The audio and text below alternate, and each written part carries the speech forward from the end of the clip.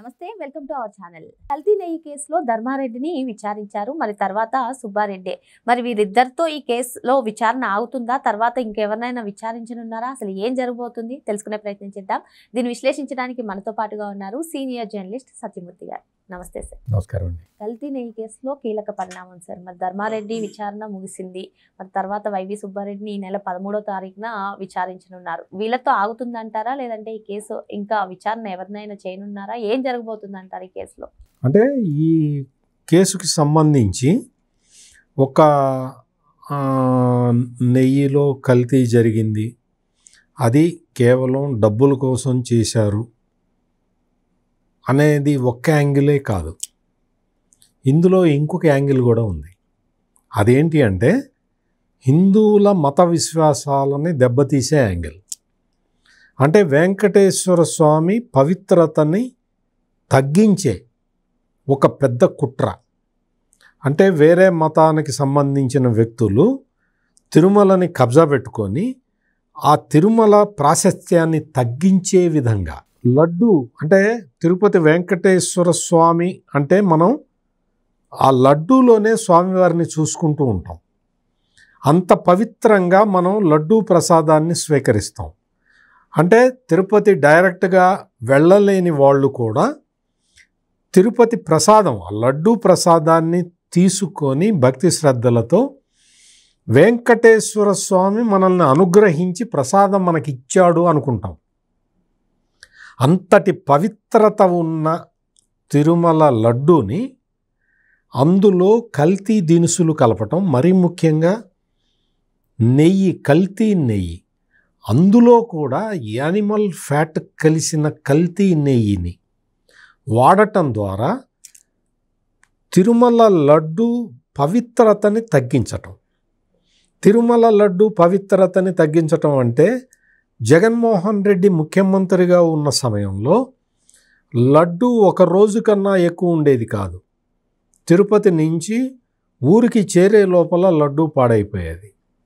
అంతకు ముందు కానీ ఇప్పుడు కానీ తిరుమల లడ్డు తెచ్చి పెట్టుకుంటే ఫ్రిడ్జ్లో పెట్టాల్సిన పని లేకుండా బయట ఉంచినా కానీ నెల రోజులు ఉండాలి. అంత పవిత్రమైన భావనతోటి వాళ్ళు తయారు చేస్తారు.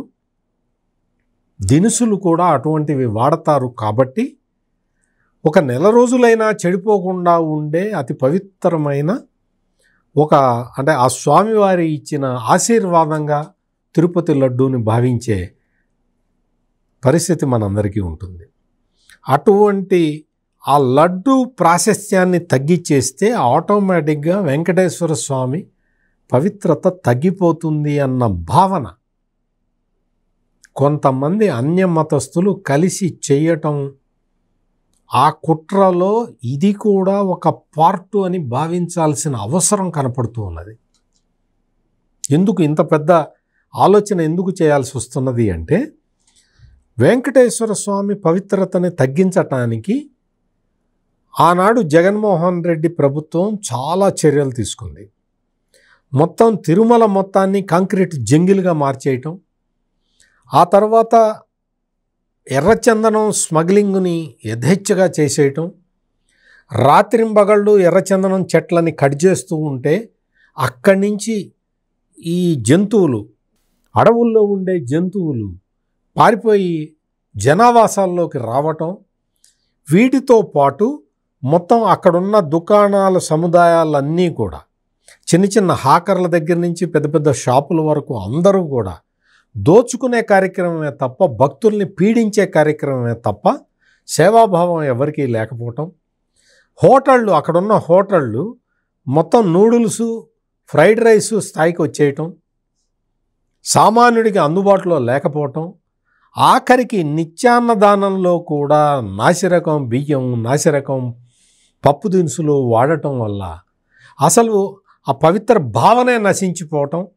ఇటువంటివన్నీ కూడా ఒకదానికొకటి వీళ్ళు చేసుకుంటూ తిరుమల ప్రాశస్త్యాన్ని తగ్గించుకుంటూ వెంకటేశ్వర స్వామి మీద భక్తిని పలుచన చేసుకుంటూ పోవాలి అన్న ఒక పెద్ద మతపరమైన కుట్రలో ఇది ఒక పార్ట్ అనేది ఇప్పుడు జరుగుతున్న పరిణామాలు చూస్తుంటే నాలాంటి వాడికి అర్థమవుతున్నది.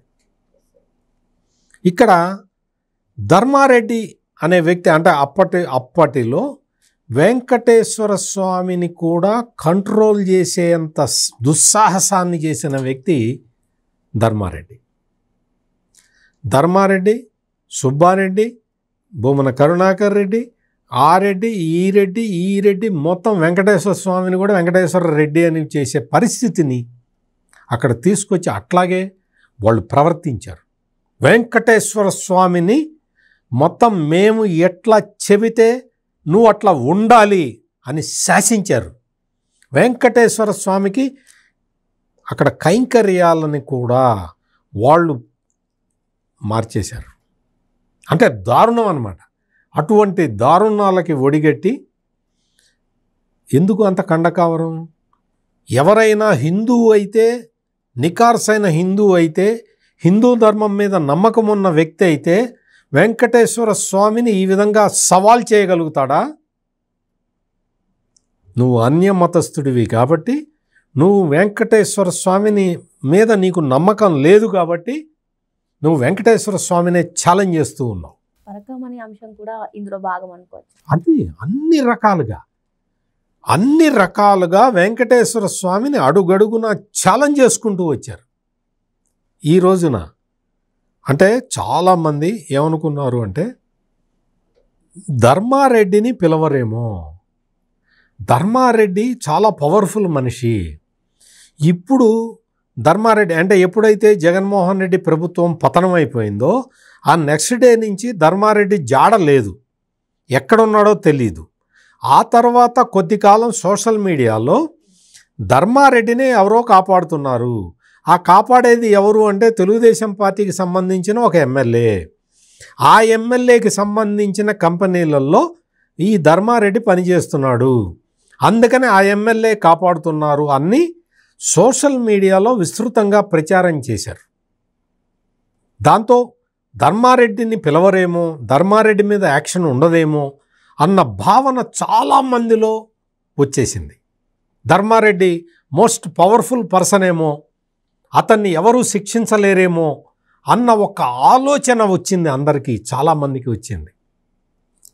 ఆ తర్వాత ధర్మారెడ్డిని ఏ విషయంలో కూడా విచారణకి పిలవకపోవటం, చాలా విషయాలు ఉన్నాయి కదా, ఏ విషయంలో కూడా ధర్మారెడ్డిని విచారణకి పిలవకపోవటంతో సోషల్ మీడియాలో జరిగిన ప్రచారం వాస్తవం అని చెప్పి అనుకున్నారు. కానీ ఈ రోజున ధర్మారెడ్డిని విచారణకు పిలిచారు. ఈ విచారణకి పిలిచిన తర్వాత ధర్మారెడ్డి ఏమి చిన్నపిల్లాడు కాదు, చాక్లెట్ ఇస్తే నిజం చెప్పేయటానికి. ఖచ్చితంగా ఇది నాకు తెలియదు అనే చెప్పుంటాడు. ధర్మారెడ్డి ఈ విధంగా నాకు తెలియదు, గుర్తులేదు, మర్చిపోయాను అని చెప్తాడు అని తెలియనంత అమాయకులేం కాదు సిబిఐ ఆఫీసర్లు కానీ సిట్ ఆఫీసర్లు కానీ అంత అమాయకులేం కాదు కదా. అందుకనే ఈ మొత్తం Bolebaba dairy, AR dairy, Vaishnavi డైరీకి సంబంధించిన ఈ రికార్డులు అన్నీ టేకప్ చేసి ఆ కంపెనీలకి సంబంధించిన వ్యక్తులను అరెస్ట్ చేసి ఆ తర్వాత ఆ కంపెనీలకి ఎవడైతే కెమికల్స్ సప్లై చేశాడో వాడిని పట్టుకొని ఇవన్నీ చేసిన తర్వాత ఇప్పుడు ధర్మారెడ్డిని పిలిచారు.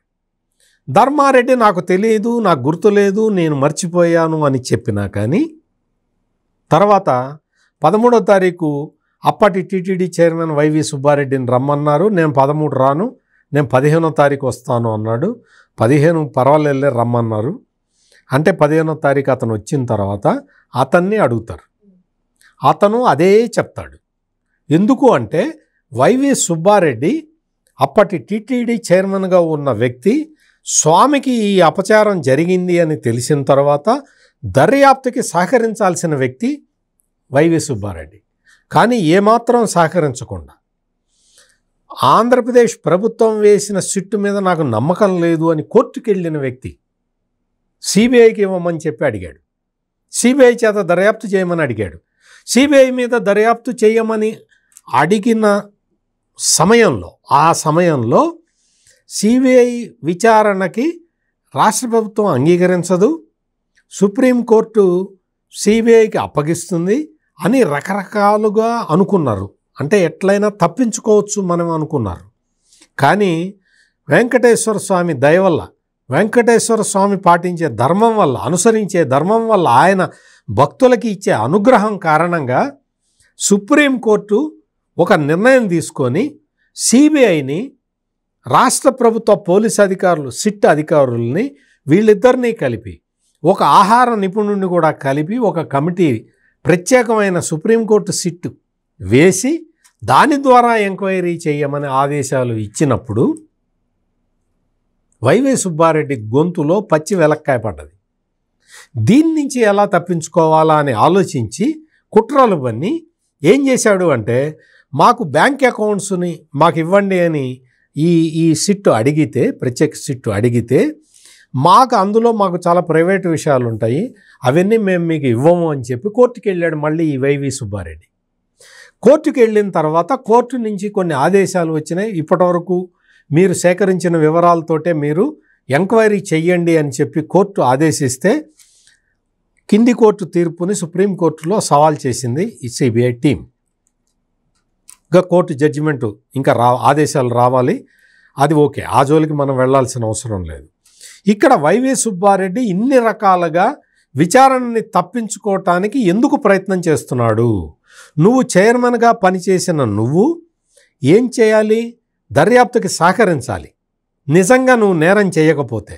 కానీ దర్యాప్తు నుంచి దూరం జరగటానికి ఎన్ని రకాల కుట్రలు బన్నుతున్నావు వైవి సుబ్బారెడ్డి. ఇప్పుడు ఏంటి అంటే, ధర్మారెడ్డిని తీసుకొచ్చారు, సుబ్బారెడ్డిని తీసుకురాబోతున్నారు. వీళ్ళిద్దరినీ కలిపి అంటే వీళ్ళు మాకు తెలీదు, మేము మర్చిపోయాము, మాకు గుర్తు లేదనే చెప్తాడు. ఈయన అదే చెప్తాడు, ఆయన అదే చెప్తాడు. తగిన ఆధారాలని ఇప్పటికే సేకరించిన వీళ్ళిద్దరినీ కూర్చోబెట్టి ఈ విషయాలన్నీ బట్టబయలు చేసి అడిగి చెప్పండి అంటే చెప్పక తప్పదు. అప్పుడు ఆ తర్వాత నెక్స్ట్ ఏం జరుగుతుంది దర్యాప్తులో వీళ్ళిద్దరినీ ప్రశ్నించిన తర్వాత మీరు ఒక విషయం గుర్తుపెట్టుకోండి. జగన్మోహన్ రెడ్డి జమానాలో ఎవరైనా సరే ఏ నేరం అయినా చెయ్యాలి అంటే టాప్ లీడర్ పర్మిషన్ లేకుండా చెయ్యరు. చేసే సాహసం ఉండదు వాళ్ళకి అంత ధైర్యం లేదు. ఖచ్చితంగా పెద్ద నేరాలు, పెద్ద నేరం కానీ చిన్న నేరం కానీ చెయ్యాలి అంటే ఆయన నుంచే డైరెక్షన్ రావాల్సిందే. అందుకని వీళ్ళిద్దరిని, ధర్మారెడ్డిని సుబ్బారెడ్డిని తీసుకొచ్చి విచారణ జరిపిన తర్వాత బిగ్ బాస్ను కూడా పిలవాల్సి ఉంటుంది. ఎందుకంటే బిగ్ బాస్ ప్రమేయం లేకుండా, బిగ్ బాస్ చెప్పకుండా, బిగ్ బాస్కి తెలియకుండా ఇంత పెద్ద నేరం, కలియుగ దైవం వెంకటేశ్వర స్వామిని మోసం చేసేంత పెద్ద నేరాన్ని చేసే సాహసం వీళ్ళిద్దరూ చేయరు కాబట్టి, అందుకని దర్యాప్తు పకడ్బందీగా వెళ్తున్నది. ఇంకా అంతిమ లబ్ధిదారుడు ఎవరు అనేది ఇప్పటికే వైవి సుబ్బారెడ్డి పిఏ దగ్గర ఆధారాలు దొరికినాయి. ఎవరైతే కెమికల్స్ ఇచ్చారో, కెమికల్ సప్లై చేశారో ఆ కంపెనీ వాళ్ళు, ఈ నెయ్యి ప్లేస్లో నెయ్యి లేకుండా వనస్పతి వాడి దానికి ఆ రంగు రుచి వచ్చేలాగా కెమికల్స్ని కలిపిన వాళ్ళందరూ డబ్బులు ఇచ్చిన విషయం, ఇవన్నీ కూడా ఇప్పటికే ఎస్టాబ్లిష్ చేసుకున్నారు. రాబోయే రోజుల్లో బిగ్ బాస్ కూడా బయటికి రావచ్చు. మరో అంశంతో మళ్ళీ కలుద్దాం. Thank you sir. నమస్కారం.